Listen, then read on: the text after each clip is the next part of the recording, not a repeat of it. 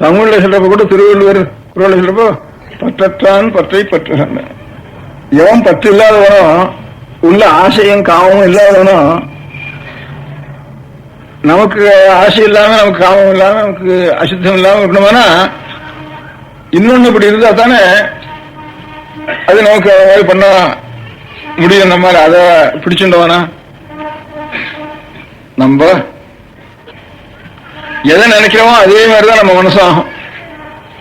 இப்ப யாரும் நிறைய ஒரு இங்கிலீஷ் வாசிச்சுட்டு ஒரு ஷேக்ஸ்பியர் ஒரு கோல்டு ஸ்மித் எழுதுறான், அதையே படிச்சுட்டு இருந்தானா இவன் எழுதுறப்ப அதே மாதிரிதான் வரும். உனக்கு எதை நினைக்கிறோமோ அப்படியே தான் வரும், தன்மையா போயிடும் மனசு. அதே மாதிரி ஆசையே இல்லாமல் கோபமும் இல்லாமல் ஒரு சாந்தம், ஒரு அனுகிரகம், ஒரு கருணை, இதுதான் உருவமா இருக்க முடியாத ஒரு சுவாமியத்தர் இருக்கணும் இருந்தாருன்னா அவரையே நாம நினைச்சிட்டு இருந்தோம்னா அப்படி சாந்தமும் கருணையும் ஞானமும் நிறைஞ்சிருந்தாருன்னா ஒரு மூஞ்சி என்னவா இருக்கும் அப்படி வச்சிருக்க. இப்ப நம்மளுக்குள்ளேயே கொஞ்சம் சாந்தம் இருக்கு, கொஞ்சம் கருணை இருக்கிறதுக்கு அவர் மூஞ்சி என்ன இருக்கு, நம்ம காலம் என்ன இருக்கு, அவர்கள் நிறைஞ்சு வச்சிருந்தா அவர் மூஞ்சி எவ்வளவு என்ன இருக்கும். அதான் எல்லாத்தையும் அந்த சாந்தமும் கருணையும் தைரியம் நிறைஞ்சு ஞானமும் இருந்தானா அப்படி ஒரு நிறைஞ்சு இருந்துதான் அந்த மூஞ்சி என்னவா இருக்கும் அப்படின்னு தியானம் பண்ணி அதை அப்படியே தியானம் பண்ணி மகர்ஷியல் தியானத்துக்கு கொண்டு வந்தா. அந்த மகர்ஷியல் சிற்பிகளுக்கு அனுகிரகம் பண்ணினா, அவளுக்கு அவளை மந்திரோபதேசம் பண்ணினா, சிற்பிகளுக்கு முதற்கொண்டு அவளும் தியானம் பண்ணா. அவ அப்படியே ரூபமாடி இருக்கா. அதான் நம்முடைய பெரியவாள் இதுல இப்ப இதுல மூஞ்சியெல்லாம் நோவல் இருக்கு.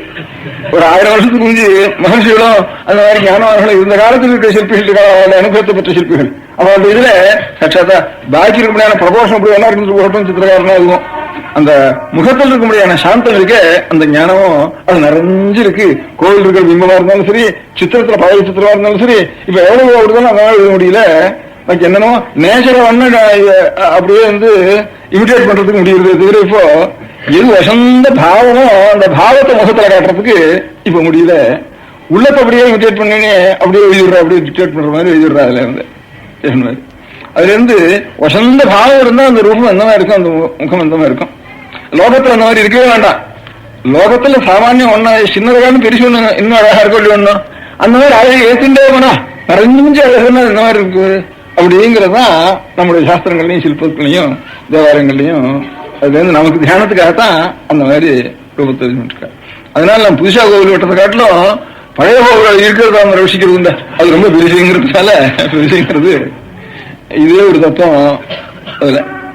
அதனால எவன் ஒரு ஆசை இல்லாமல், எவன் கருணமாத்திரம், எவன் ஞானம் நிறைஞ்சிருக்கானோ, எவனுக்கு கோபங்கிறதே வரத்துக்கு முடியாதோ, வேணும்னா எடுத்துக்கணும் கோபத்தை, எவனுக்கு காமங்கிறதே கிடையாதோ, வேணும்னா காமத்தை அனுகிரகம் பண்றதுக்காக காமத்தை எடுத்துக்கணும், அனுகிரகம் பண்றதுக்காக கோபத்தை எடுத்துக்கணும். அதனால அப்பேற்பட்டவன் இருக்கானே அவன் தான் ஈஸ்வரன் வேறு. அந்த ஈஸ்வரனுடைய அந்த ஈஸ்வரனா பரபிரம்மஸ்வரூபம்னு வேறு. ஈஸ்வரன்னா ஒரு புருஷன் ஆயிட்டு வைப்போம், அப்ப ஸ்திரீயை காட்டிலும் வேற என்ன ஆயிட்டு வைப்போம்.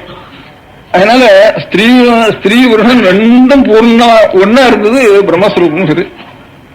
அதுவே 2 ரூபமா பிரிஞ்சது. சாட்சாத்து தாயும் தகப்பனும் அம்மையப்பனும் வேறு. தாயுமானவர் மந்தையமானவர், அவர்தான் தாயானார். அதனால தாயுமானவர்னு பேரு சுவாமிக்கு. சாட்சாத் அம்பிகா ஸ்வரூபமாக இருக்கா.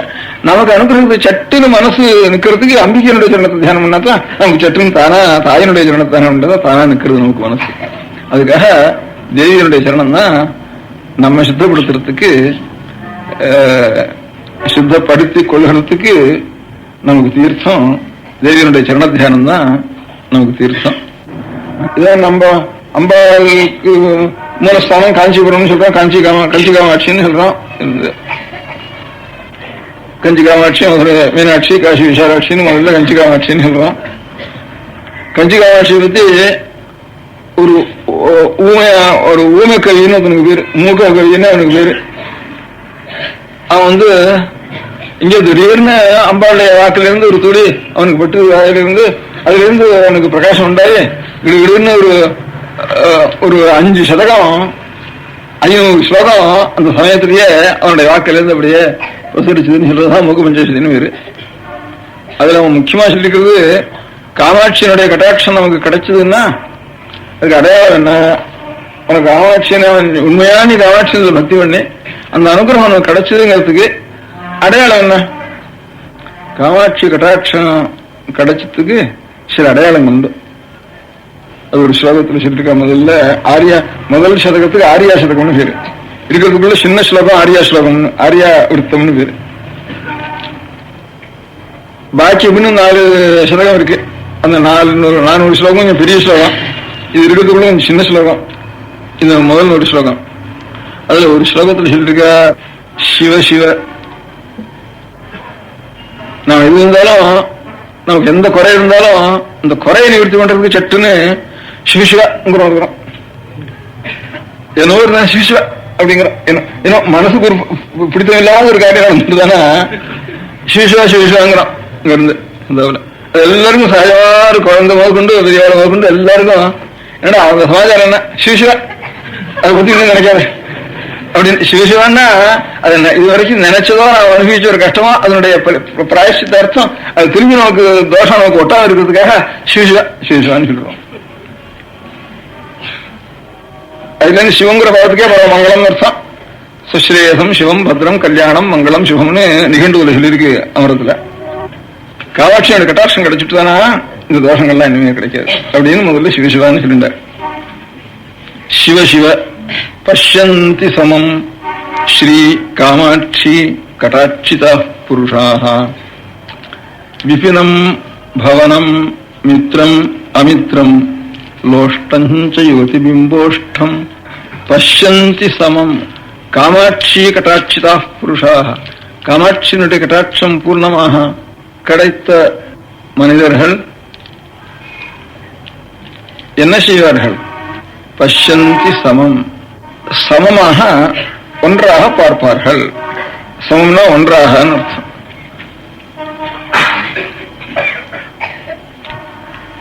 எதே ஒன்னா பாப்பா?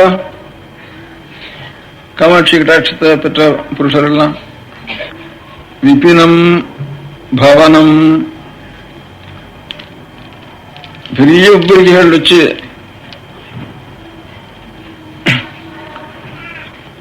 பெரிய மாடிகள்லாம் வச்சு வீடுகள் அரவணைகள் இருக்க அந்த அரவணையும் சரி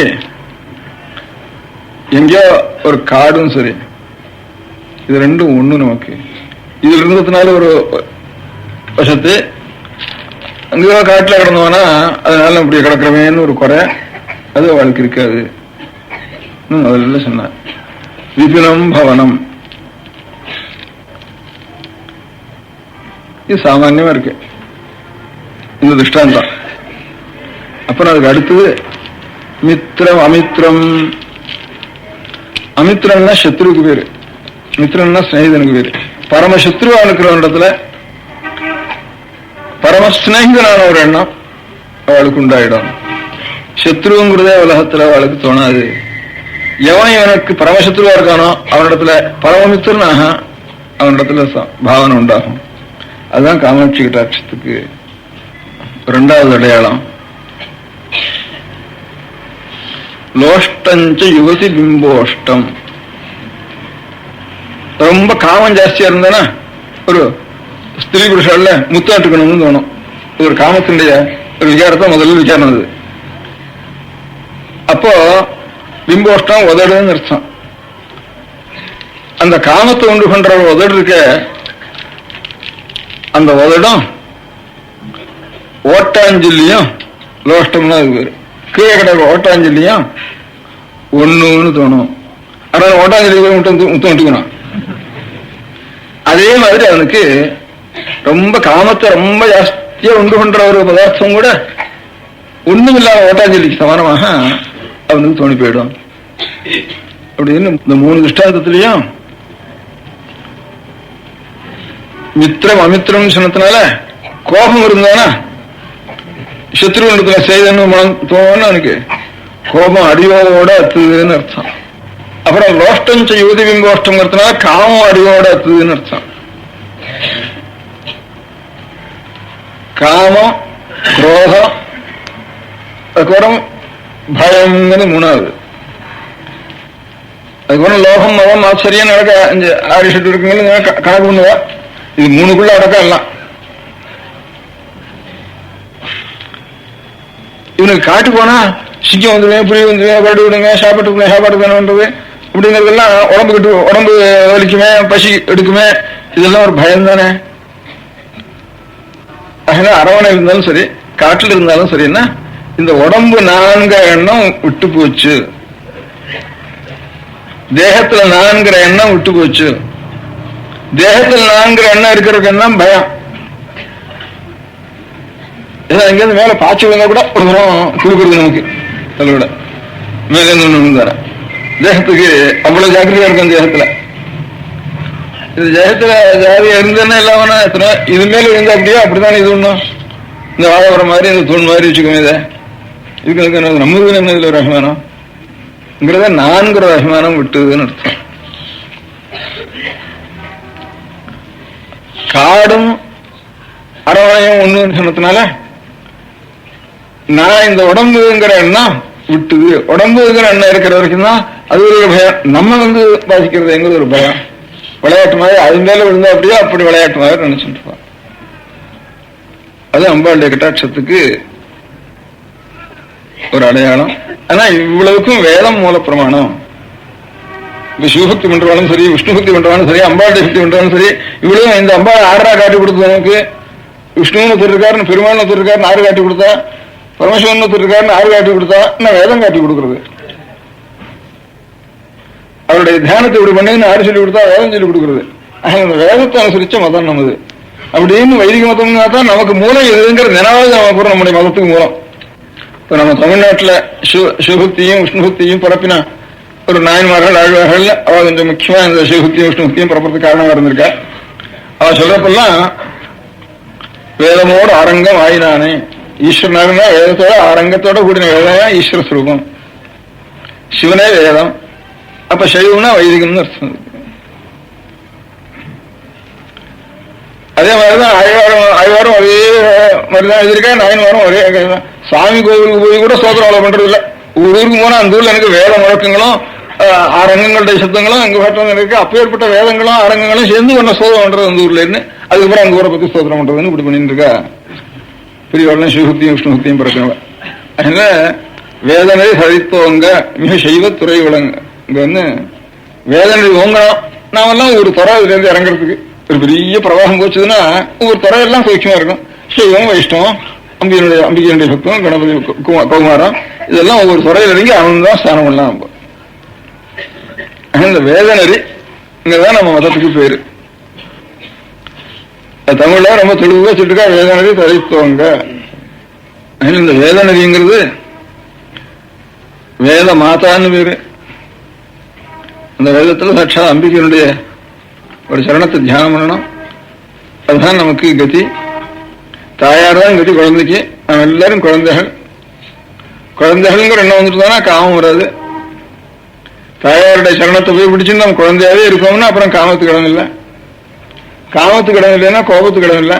கோபத்துக்கு இடம் இல்லைன்னா பயத்துக்கு இடம் இல்லை. காமத்துக்கு இடம் இல்லைன்னா எப்படி கோபத்துக்கு இடம் இல்லைன்னு கேட்டா, காமம்னா ஒரு ஆசை. நாம் இப்படி இருக்கணும்னு ஒரு ஆசைப்பட்டுறோம். அது நடக்காதுன்னா கோபம் வரும். அதுதான் காமம். அதான் சொல்ற, ஒரு பந்து அடிச்சுமானா செவுர் இல்லாதவனா நீங்கள பந்து போயிடும். ஒரு பக்கத்துல செவுர் இருந்து தடுத்துட்டு தானே திரும்பி வரும். அதே பந்து நம்ம திரும்பி வர்றதுக்கு குறவான்னு போயிருது. அந்த காமத்துக்கு காமம் போய் அடிபட்டு திரும்பி வரப்போ அந்த பால் திரும்பி நம்மண்டே அந்த வரப்போ அதுக்கு கோபம்னு பேரு. கோபம்னா நம்ம காலம் சக்தி குறைச்சலா இருக்கிற இடத்துல கோபம் வரும். நமக்கு நம்ம காலம் சக்தி ஜாஸ்தியா இருக்கிறதுல பயம் வந்துடும்.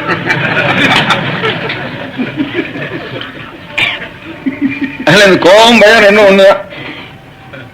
காமம் தான் கோபம், கோபம் தான் பயம். கடைசியில் எல்லாம் காமம் ஒண்ணுதான். காமம் நிறுத்தி வேணும். அம்பாளுடைய சரணத்தை தாயாருடைய சரணத்துல போய் விழுந்துட்டு வேணா அப்போ அப்புறம் காமம் எல்லாம் மறந்துவிடும். நமக்கு வேதம் இதுதான் நமக்கு சொல்லி தருது. அந்த தாயினுடைய கட்டாட்சம் நமக்கு பூர்ணமா இருக்கிறதுக்கு அது அப்படியே நம்ம சரணாவா மனசுல நினைச்சுட்டு இருக்கோங்கிறதுக்கு அடையாளம் என்னன்னு கேட்டா, நமக்கு தேகம் நாங்கிற பயத்தினால ஏற்பட்ட பயம் இருக்கே, அந்த பயம் இருக்காது. முதல்ல என்ன, அதான் விபினம் பவனம், மாளிகையும் காடும் ஒண்ணும். அப்ப பயம் இல்லாதவனுக்கு தான் மாளிகையும் காடும் ஒன்னா இருக்கும். பயமே இல்லை. பயங்கிறது எதனால வருது? கோபத்துல இருந்துதான். கோபம்தான் பயங்கர உருவத்தை எடுக்கிறது. அடுத்தது கோபம் இருக்காது. மித்திரம் அமித்திரம். எவ்வளவு சத்ருவா இருந்தாலும் அந்த சத்ருவை சம்ஹாரம் பண்ணலாம். சிச்சை பண்ணலாம், எதை வேணாலும் பண்ணலாம். சாஸ்திரத்துல எது சொல்லிருக்கா எல்லாம் பண்ணலாம். ரொம்ப அன்போட செய்யணும். எல்லாம் எது பண்ணாலும் சாஸ்திரம் அவனுக்கு எது சொல்றதோ எது சொல்றதோ அதை பண்ணு. ஆனா கோபத்தோட பண்ணாதே, காமத்தோட பண்ணாது. அதான் சொல்றது கீதை. அவனவனுக்கு செய்ய வேண்டிய கடமைகள் அதை செய்தான் ஆகணும். அது கட்டுறது நல்லதுங்கிறது யோஜனை பண்ண வேண்டானே. எது செய்தாலும் சொன்னதை செய். தஸ்மாத் சாஸ்திரம் பிரமாணத்தை காரியாகாரிய விவஸ்திதோ. இது காரியம் செய்யணும் செய்ய வேண்டாங்கிறதுக்கு சாஸ்திரத்தை அது மேல பாரம் போட்டுடு. ஆனா பண்றத மாத்திரம் காமமோ கோபமோ இது ரெண்டுக்கும் பயமோ இது மூணுக்கும் வசப்பட்டு ஒன்னும் செய்யாது அப்படிங்கிறது ஒண்ணுதான் கீதை சொல்றது. கீதை சொல்றது ஹிம்சை சொல்றது, ஹிம்சையும் சொல்றது, அஹிம்சையும் சொல்றது. அஹிம்சை ஒன்னாண்டு சமயத்தில் அஹிம்சை, ஹிம்சை ஒன்னாண்டு சமயத்தில் ஹிம்சை. எல்லாத்தையும் பண்ணிதான் ஆகணும் கீதை சொல்றது. ரச காரியம் நைத்ததே, காரியமே இல்லடாப்பா அப்பேற்பட்ட நிலையில அடைஞ்சவனுக்குன்னார். நீ என்னடா என்ன தஸ்மாத் யுத்தஸ்வரதா ஐடான்னாரு. ரெண்டும் சொல்றாரு கீதையில. ஆனா பின்ன சொல்றதுன்னா ரெண்டு இடத்துலயும் ஒரே மாதிரி சொல்றார். பயத்துக்காக ஒரு காரியம் செய்யாத, ஒரு ஆசைக்காக ஒரு காரியம் செய்யாத, ஒரு அபிமானத்துக்காக நம்மதுங்கிற ஒரு அகம்பாவத்துக்காக ஒரு காரியம் செய்யாத அப்படின்ட்டு இதெல்லாம் மாத்திரம் ஒழிச்சிடும் அப்படின்னு.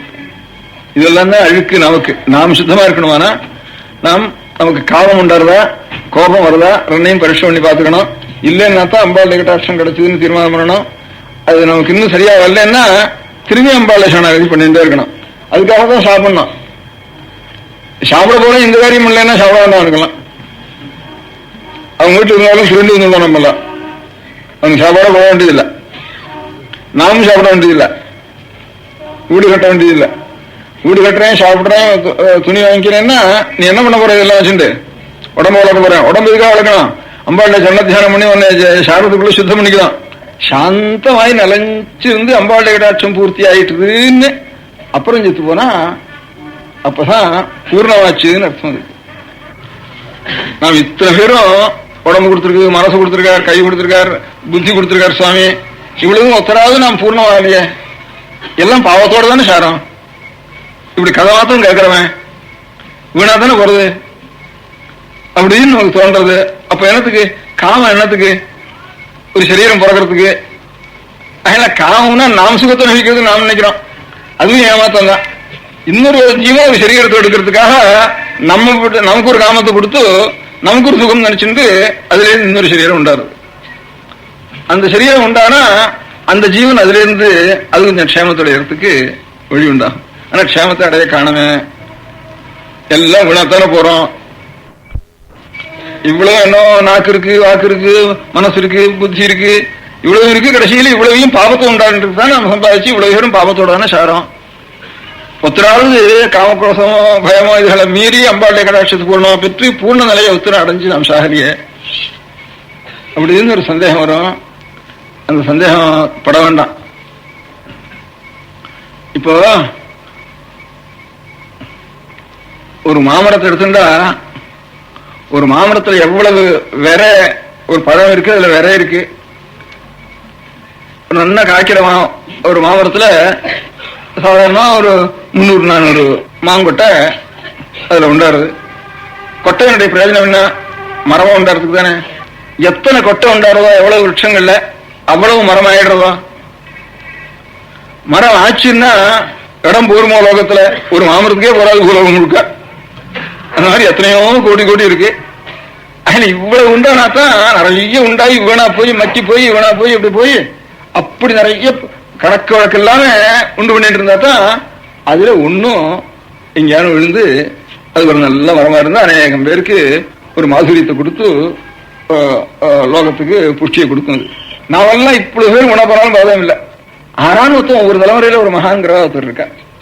எல்லாரும் பூர்ணமாகணும். நம்ம அது அம்பாளுடைய சரணம் தான் அதுக்கு காரணம். பூர்ணம் வரது தயார் எடுக்கிறவன் தான் இன்னும் கொஞ்சம் சாந்த கொடுக்கணும். நம்ம அந்த மாதிரி ஒரு பூர்ண நிலை நாம் அடைஞ்சதுக்கு அப்புறம் சாவே கிடையாது. அதுக்கப்புறம் ஏற்படுற மரணத்துக்கு மரணம்னு பேர் இல்லை. இதுக்கு அதுக்கு அமிர்தம்னு பேர். அதுக்கு சாகாதவன் அர்த்தம்.